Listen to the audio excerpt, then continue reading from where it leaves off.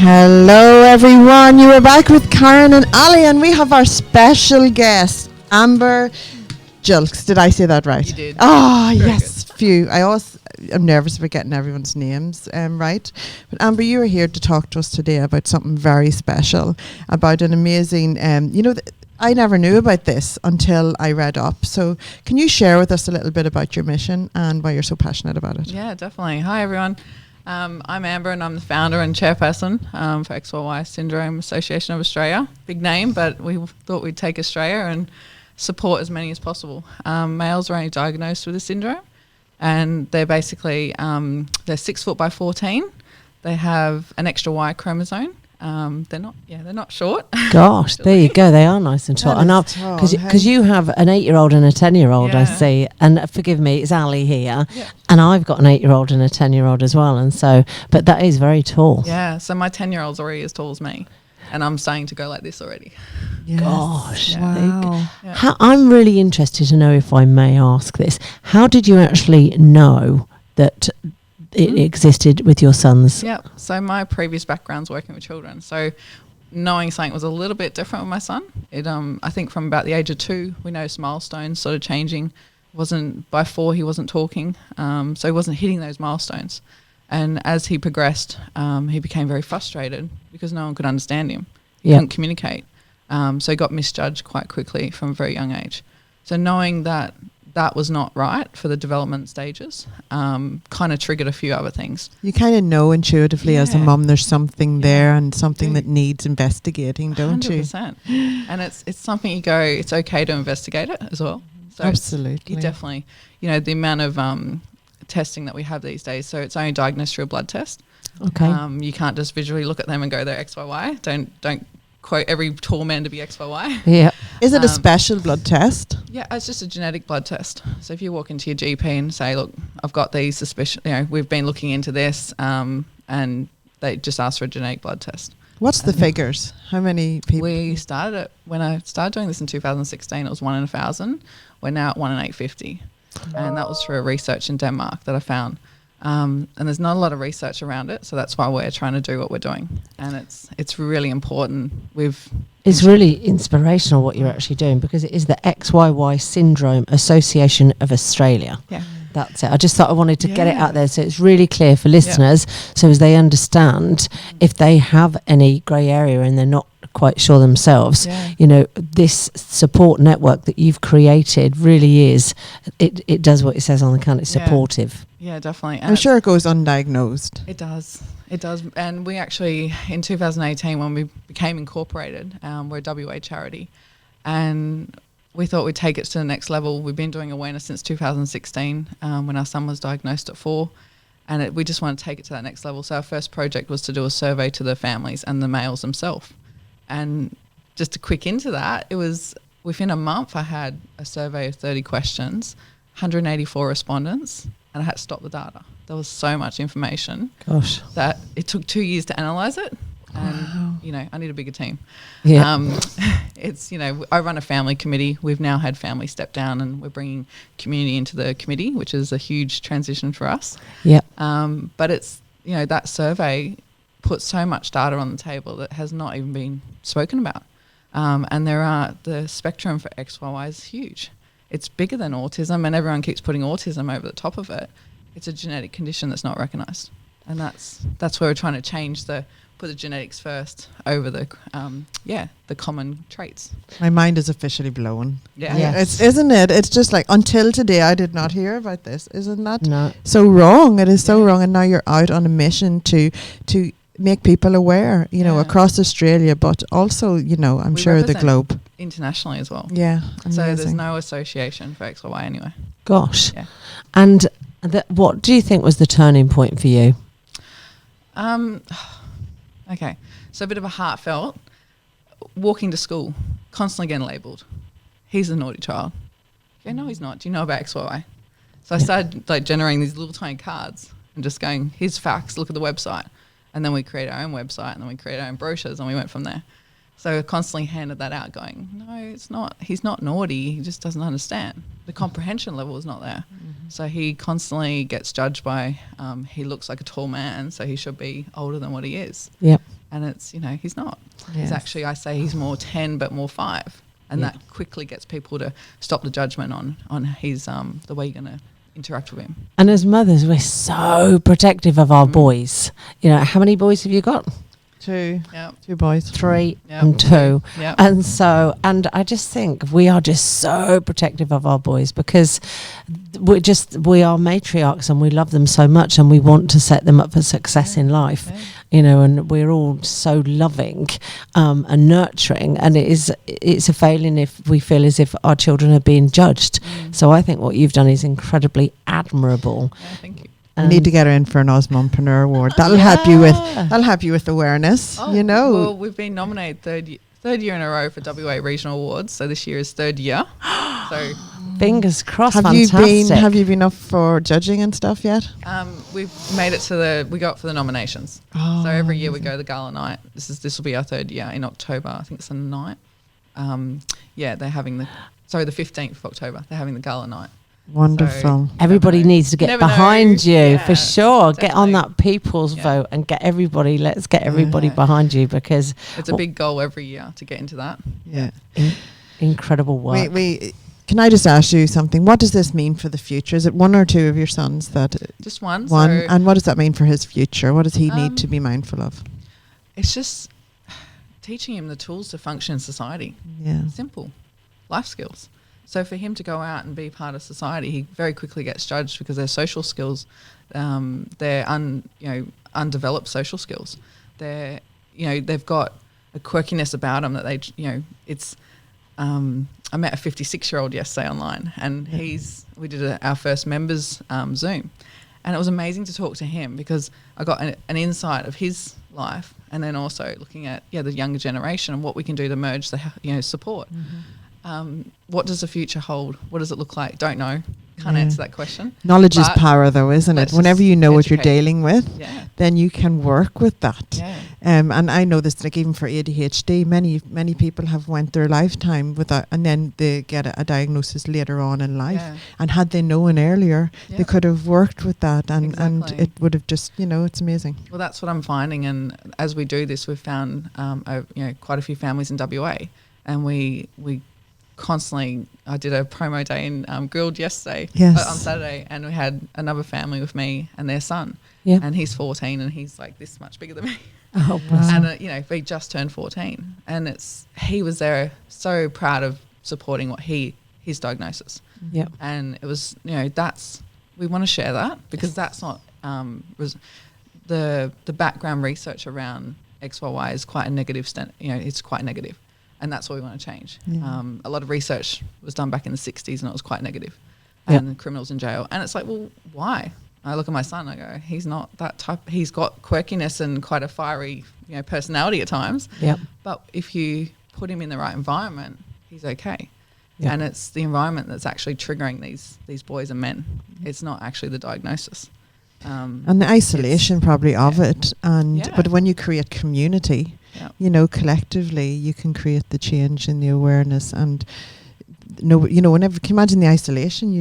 That's frustrating in itself, isn't absolutely. You go through your whole life, and I've had 70-year-old males email me, what do you have for aged care support? And I said, okay, I'll go find out, because I don't know. And then we have Italy, we have all over the world. The paper I wrote from the survey through our team, that document is the first document in the world that's actually put straight to the families and asked them directly. So all the answers was their information.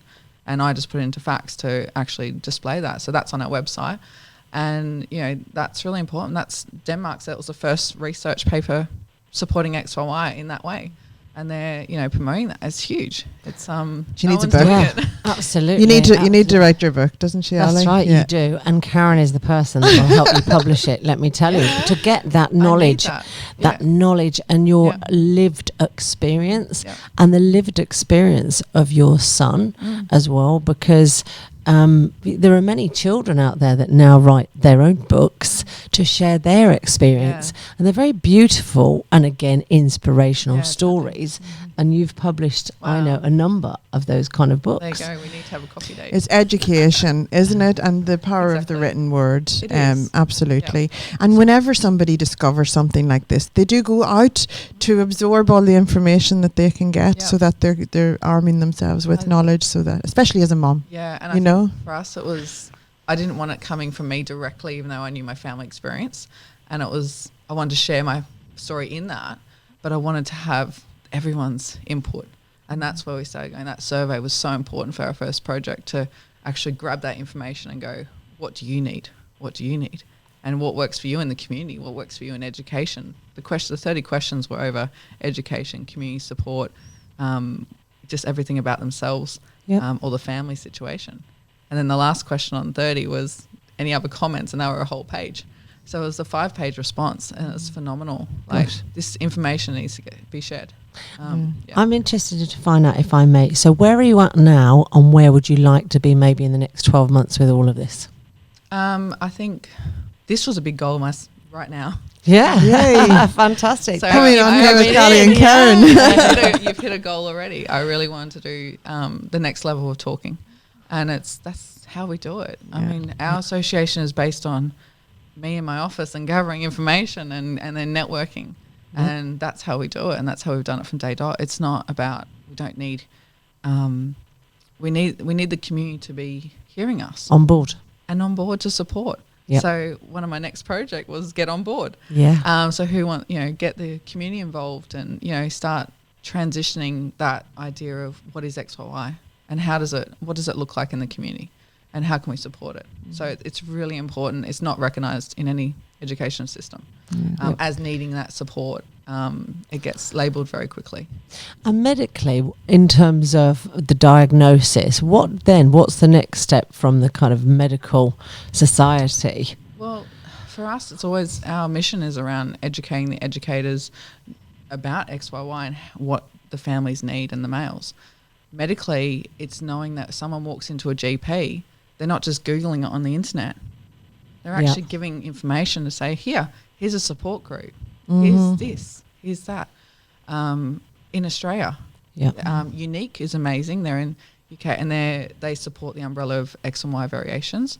And Colorado has a clinic for the XYY boys. However, there's nothing here in Australia. And when we got our information from a genetics in Perth, it was great to meet with them, but I wanted more out of it after. And that's what we didn't get because there was no community for it to support it. Yep. And that's why we went, okay, I'm going to do a blog. Yes. Okay, I'm going to do a website. Yeah. Okay, I'm going to do this. And then it is just manifested from that. You just amazing. Shirts and, it's creating positive awareness for XYY syndrome. I love it. Your shirt is awesome. One thing so for somebody who's listening today, say, and what's their next step if this is going, I must, jump go on to our the website, have a look. If it feels like it's something you want to go down that path, talk to your doctor. We're not doctors. Yes. Go and talk to your doctor. Go get your diagnosis. Have a chat. Request a blood test. Rule it in, rule it out. Yeah. What's your website? It's we'll go easy. We'll go XYYAustralia.org. Yes, great. XYYAustralia.org. Amazing. Goodness, Amber, I am just like, wow, I'm going to, look into this so much more, but I'm sure that you'll get people reaching out. But thank you so much for the work you're doing. It is so vitally important. It really and truly is. And well, it's my job now. I do it. This is what I do. I volunteer, but it's my job. Yeah, it will become so much more than that. Yeah. Wait till you see creating this awareness, and the numbers are going to rise. We know that because it's out there. It's not that it's going to create it. It's just that it's there, ready to be discovered, and people need to know and understand what's happening. Yeah. Amazing. The work you're doing is so valuable. you know, especially to parents who need that education. You mentioned there about educating the educators, and what a great way of putting it. Because you know, the educators, if you don't know what you don't know, so at least you're out there and doing it. And one thing I was going to say, I think you touched on earlier, being a career coach, I'm always thinking about how I can add value, and I know if you do need volunteers at any stage, you can actually advertise. There's a voluntary space on Seek, and lots of people go there, and very few people know about it. And also in the Rockingham main library, there's actually the Rockingham volunteer centre, and they've got amazing ladies in there who would be really helpful, because they usually have volunteers queuing up at the door, and this is such an incredible... Ali knows this is going big. Amber, she's arming you up. The bigger picture was that my husband and I have been funding this since 2016, and we stopped funding it when we became incorporated, and that was in 2018. We started to we kept funding. My husband and I would donate, so it's helping support it. And that was from, you know, just your general materials to everything. But the big thing was our insurance. If you don't have insurance, you can't function. If you don't have a PO box, you can't function. So the most, you know, $1,500 a year covers that's all I need to do. And it's been progressing through. Now I'm at the stage where I got a small grant from Connect Groups last year, and they helped support us get the insurance so I could go put charity tins out, which I couldn't do before. So there is so much money out there waiting for you to reel it in. Knowing who can teach me that. Robin Baker from the Awesome Mompreneur Network. I'll give you her details. She is amazing, and she will help you. She gets very passionate whenever she hears that mums are funding their own businesses out of their own pocket. She's like, no, you don't have to do that, especially for charities and especially for something as important as this. Like, this is shaping it's health. You know, it's and that's health. Another big thing is having it in the health system to be recognised that, you know, it is a chromosome diagnosis. It's a genetic condition that, and mental health as well. It's them. It touches mental health is huge. I don't think people actually realise the extent of mental health around it, because we, you know, in the past we've had families that have had, you know, children not wanting to be here because they don't know how to function, or parents splitting up over it.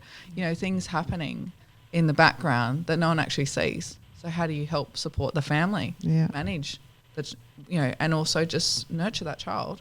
And there's so much. It's managing it. It's actually knowing how to manage it, equipping individuals or families with the right tools to manage it.